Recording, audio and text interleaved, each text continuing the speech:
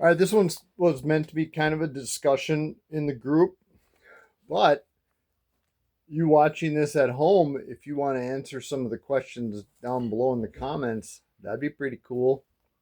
So I call this one, what are you doing outside of groups to work your program? Going to groups is fundamental to working your recovery program.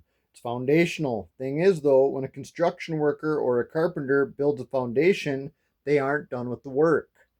The foundation is for building on. So here we are in this group. What are you building onto your recovery foundation? Your life. You're building a new lifestyle on top of your recovery. Before, we built a lifestyle onto our addictions. Colossians 3:23 through 24. Whatever you do, work heartily as for the Lord and not for men. Knowing that from the Lord you will receive the inheritance as your reward. This verse is instruction for Christian households. This part is for bondservants. Understand that you are not your own master. You are either a servant unto the Lord or you're a servant unto evil. This verse is saying, whatever you do, work heartily unto the Lord and not for you or someone else. When you are all alone and nobody's looking, whatever you're doing, you're either doing it unto the Lord or you're doing it unto evil. When you are with people and they're looking, whatever you are doing, you're either doing it unto the Lord or you're doing it unto evil. If you were a contractor preparing to build onto the foundation of recovery, what kind of lifestyle do you want to build? If you want to build one upon recovery, first thing you want to do is hire a crew, right? What attributes or character traits do you think a friend should have? Answered down below.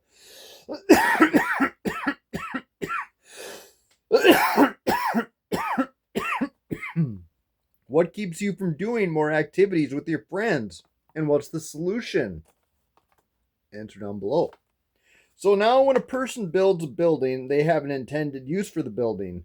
The building has a purpose. You're building a life on the foundation of recovery. What is the purpose of your life? 1 Corinthians 10:31. So whether you eat or drink or whatever you do, do all to the glory of God. Here's another verse talking about whatever you do.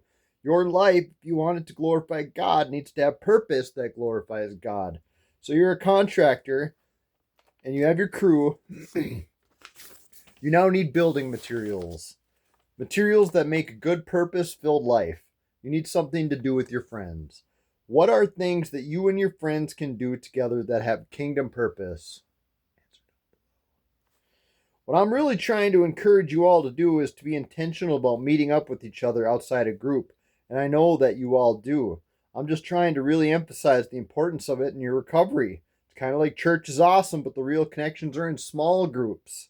And small groups are awesome, but even deeper relationships happen when you meet outside of the small group. Leviticus 19:18. Do not seek revenge or bear a grudge against anyone among your people. But love your neighbor as yourself. I am the Lord.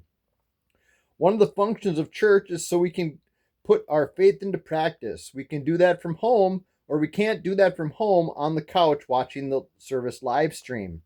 When people say, I don't have to go to church because I have my own relationship with God, don't understand that a relationship with God includes a relationship with his people.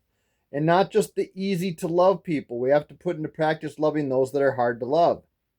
Now, we don't have to be friends with them. Boundaries are important, but in church community, we get to put all the biblical principles to work. That's all a side note because this talk is about meeting up outside of church and small group. But what you're doing outside of the church and small group is important. But just as important is how you do the thing. The thing is that conflict is going to happen. We can either grow in intimacy during conflict or we can cause damage, hurt, and pain. How do you deal with conflict when you are with your friends?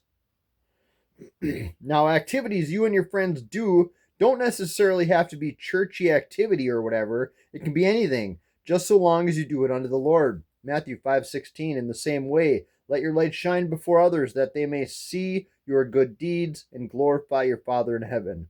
What are ways any random activity can glorify God?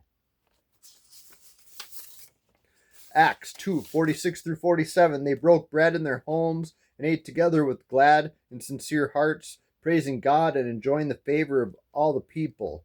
And the Lord added to their number daily those who were being saved. When was the last time you invited somebody over for dinner? Dinner's a big deal. That's why we have dinner here.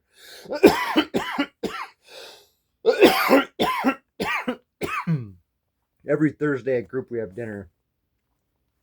By the end of the meal, there are no strangers. Everyone becomes family. I'm not 100% sure why some people come to the group and sit with us and never come back, but I have a hunch it's because those of you that have become regulars have been handpicked by God to make this meeting what it is.